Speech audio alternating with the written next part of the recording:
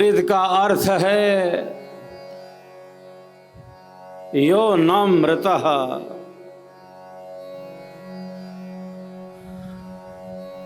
जो सदैव है।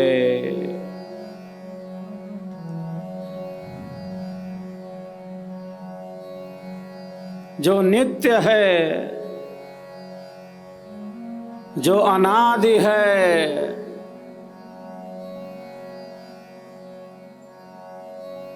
जिसका कभी नाश नहीं होता। गुरु कोई शरीर नहीं है, गुरु कोई शरीर नहीं है, शरीर तक सीमित नहीं है कि नष्ट हो जाए। गुरु तो चेतना का प्रवाह है, गुरु तो चेतना का प्रवाह है।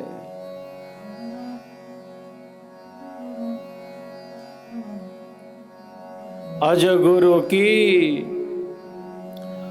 गुरु की छाया पड़े, अज गुरु की छाया पड़े, सदगुरु पद अधिकार। विद्या पढ़ गुरु नहीं बने, महाकठिन व्यवहार, महाकठिन व्यवहार।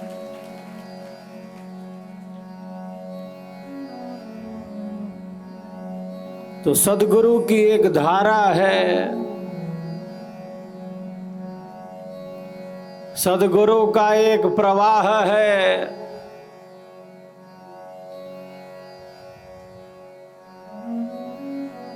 जिस धारा का संबंध चेतन सत्ता से है, नित्य सत्ता से है, सनातन सत्ता से है, ब्रह्म से है। सदगुरु ब्रह्म स्वरूप है, नर स्वरूप के माही। पारस दे जग जीव को, कंचन रूप बनाही, कंचन रूप बनाही।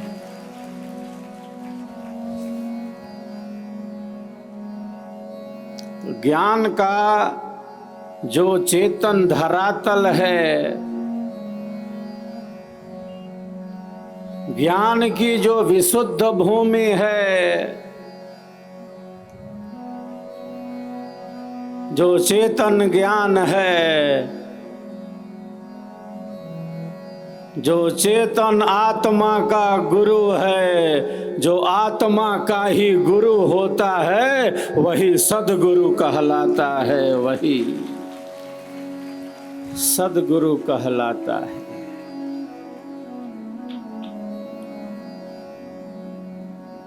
तो ज्ञान के दो धरातल होते हैं। एक ज्ञान का आधार हमारी बुद्धि है, एक ज्ञान का आधार हमारी इंद्रियां हैं, एक ज्ञान का आधार भौतिक है।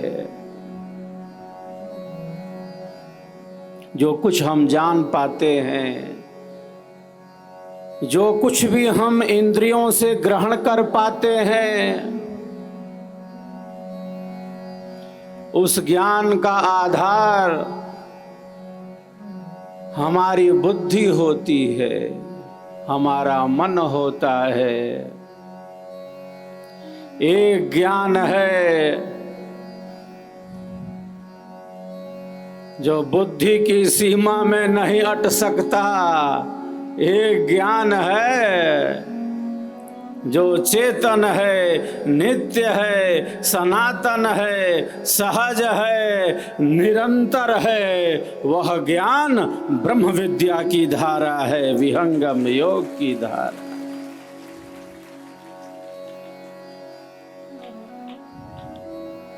तो ज्ञान बतलाया जाता है।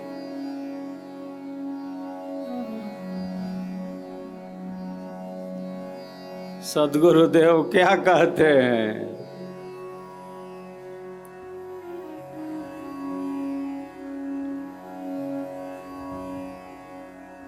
अद्भुत मार्ग योग विहंगम मैं तुमको बतलाऊंगा। यदि विधिवत तुम साधन करियो अमर लोक पहुंचाऊंगा, अमर लोक पहुंचाऊंगा। मैं बतलाऊंगा, मैं बतलाऊंगा। सदगुरु ज्ञान बतलाते भी हैं, लेकिन केवल बतलाने मात्र से शिष्य उस मंजिल तक पहुंच पाएगा संभव नहीं होता। बतलाने से आप पहुंच नहीं पाओगे, मात्र बतला देने से। अरे हमारे सदगुरु कहते हैं मैं तुम्हें पहुंचा दूंगा, तुम्हें स्थित करा दूंगा। तो कैसे स्थित कराऊंगा? जिसने स्वयं अपनी चेतना को विकसित किया है। सद्गुरु वह है जिसने अपनी चेतना को विकसित किया है, जिसकी तार धार निरंतर उस सत्ता से जुड़ी है, जिसका एक मंडल है, जिसका एक प्रवाह है। सद्गुरु वह है जिसने न केवल स्वयं अपनी चेतना को विकसित किया है, अरे बल्कि वह शिष्यों की चेतनाओं को विकसित करने का सामर्थ्य रखता है, विकसित करने।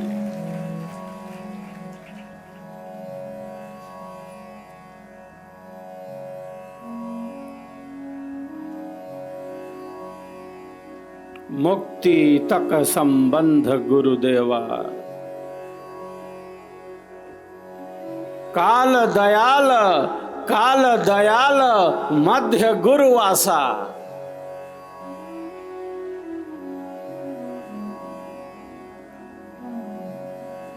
एक सत्ता ईश्वर की है,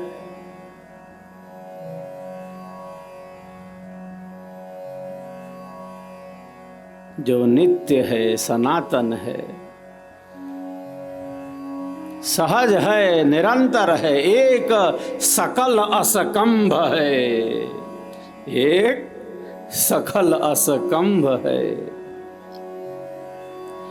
एक चलावनहार, बद्ध मुक्त तत्व एक है, एक छोड़ावनहार, एक छोड़ावनहार।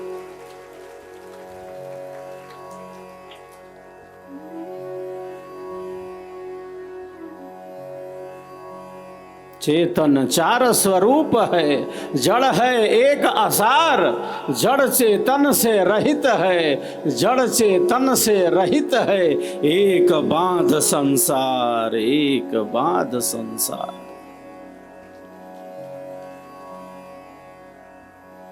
सबका आधार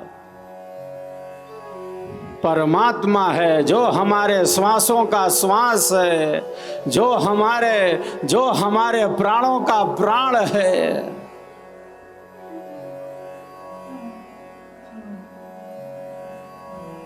उसी के नियम नियंत्रण में रहकर ये सृष्टि कार्य कर रही है, ये सूर्य कार्य कर रहा है, चंद्रमा कार्य कर रहे हैं, पृथ्वी अपनी कक्षा में घूम रही है। सबका आधार है गुरु मंत्र में। जब प्रारंभ में एक साधक को विहंगम योग की प्रथम भूमि की साधना का अभ्यास बतलाया जाता है, दिया जाता है,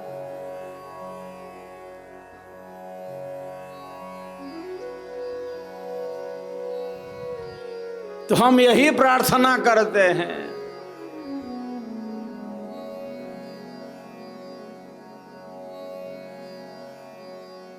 वरण कर लिया प्रभु, वरण कर लिया, स्वीकार कर लिया तो स्वीकार कर लिया। श्रद्धा क्या है? श्रद्धा है सत्य पर विश्वास। श्रद्धा है सत्य पर विश्वास। विश्वास कर लिया तो कर लिया, अब पीछे नहीं जा सकते, अब पीछे नहीं जा सकते।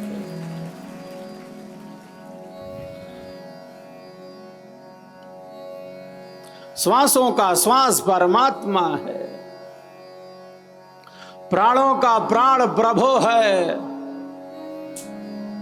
और उस परमात्मा तत्व तक, उस चेतन तत्व तक, उस मुक्ति धाम तक, उस परम धाम पर पहुंचाने वाला और कोई नहीं, केवल और केवल सद्गुरु की सत्ता है, सद्गुरु की सत्ता है।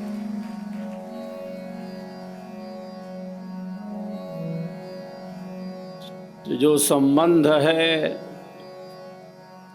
सद्गुरु और शिष्य का, वो संसार के संबंधों की तरह विनाशी नहीं है। संसार के समस्त विषय दुख रूप हैं, संसार के समस्त विषय दुख रूप हैं।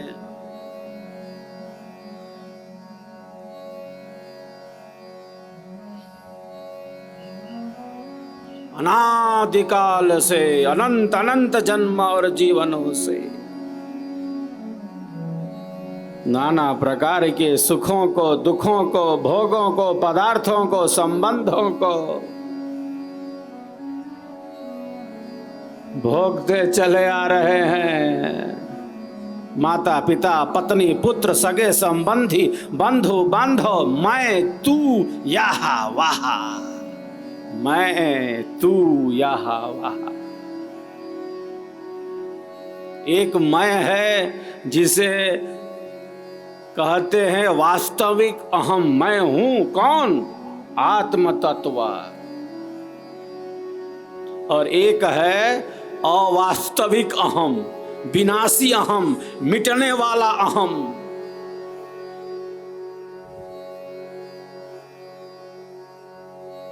मैं हूं सच्चित स्वरूप आत्मा, जो नित्य है, सनातन है, सहज है, निरंतर है। मैं हूं वास्तविक अहम है।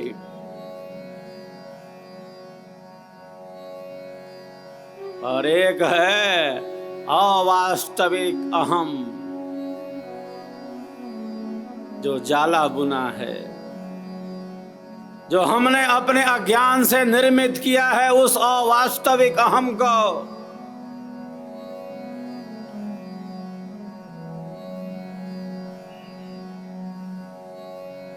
बाहर का जो सूर्य है, बाहर के अंधेरे को दूर कर देता है, ऐसे ऐसे हजारों सूर्य मनुष्य के मन में जो अंधेरा है उसको दूर नहीं कर सकते, उसको दूर नहीं कर सकते। मनुष्य के मन में जो अंधेरा है, मानव के अंतःकरण में जो अंधेरा है, उसके लिए बाहर का सूर्य नहीं चाहिए। अरे उसके लिए तो अध्यात्म का सूर्य चाहिए, सद्गुरु चाहिए, ब्रह्म विद्या की गाथा चाहिए, स्वर वेद का स्वर चाहिए।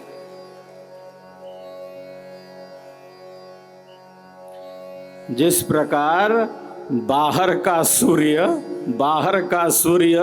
पृथ्वी पर अशुद्ध से अशुद्ध स्थान के जल को, ये जो बाहर का सूर्य है पृथ्वी पर अशुद्ध से अशुद्ध स्थान के जल को सूर्य की किरणें शुद्ध बना देती हैं, अपने जैसा बना देती हैं, पवित्र कर देती हैं। जिस प्रकार बाहर का सूर्य पृथ्वी पर अशुद्ध से अशुद्ध स्थान के जल को शुद्ध बना देती है। अग्नि का काम है पवित्र करना, अग्नि का काम है अपने जैसा बना लेना। जिस प्रकार बाहर का सूर्य पृथ्वी के अशुद्ध जल को शुद्ध बना देता है, किरणें अपने जैसा बना लेती हैं, वैसे ही जो अध्यात्म का सूर्य है, जो सद्गुरु है, जो ब्रह्म विद्या की धारा है, शिष्य के अंतःकरण को शुद्ध से शुद्ध बना देती हैं, निर्मल से निर्मल बना देती।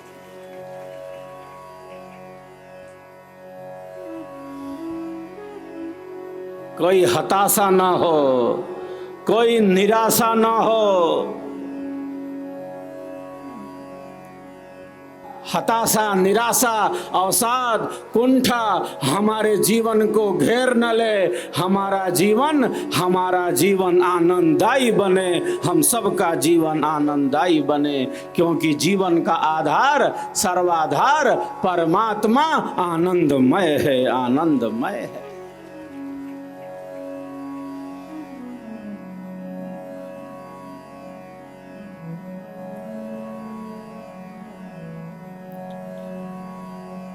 तो संसार के संबंधों की तरह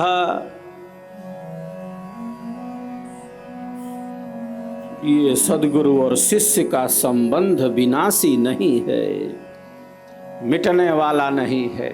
संसार में तो रूप बदल रहा है, कभी पिता, कभी माता, कभी पुत्र, कभी कोई किसी रोल में आ रहा है, कोई कभी किसी रूप में आ रहा है, बदल रहा है। अनादिकाल से आत्मा नाना प्रकार के भोगों को, सुखों को, दुखों को, पदार्थों को, संबंधों को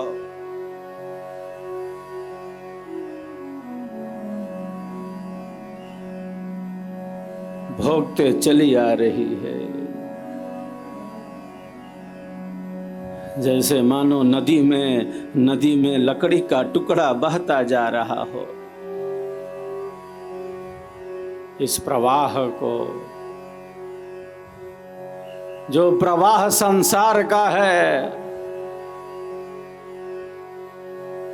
कौन हूं मैं, कौन हूं मैं, कहां से आया, क्या कर रहा और जाना कहां है, ब्रह्म विद्या की धारा यही बतलाती है।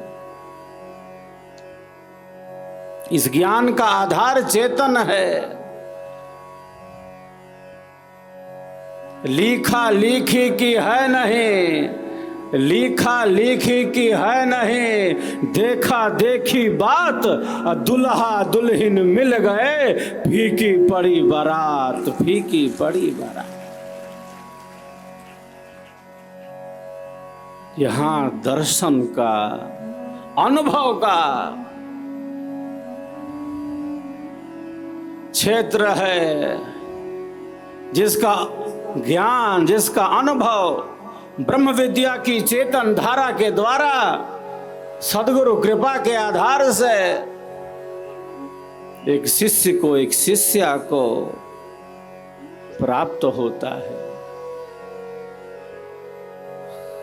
तो ज्ञान की जो विशुद्ध धारा है, उस धारा को चेतन धारा कहते हैं, ब्रह्म विद्या कहते हैं।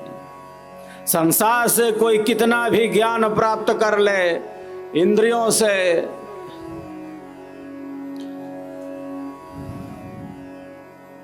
संसार का, व्यवहार का, समाज का, संगठन का, जो कुछ भी बाहर है, उसका अधिक से अधिक ज्ञान प्राप्त कर ले। ये सब ज्ञान रखते हुए बाहर का समस्त ज्ञान रखते हुए अगर स्वयं का ज्ञान नहीं हुआ, अगर आत्म ज्ञान नहीं हुआ, तो बाहर का है, जैसे बिल्कुल अज्ञान ही रह गया, जैसे बिल्कुल अज्ञान ही रह गया।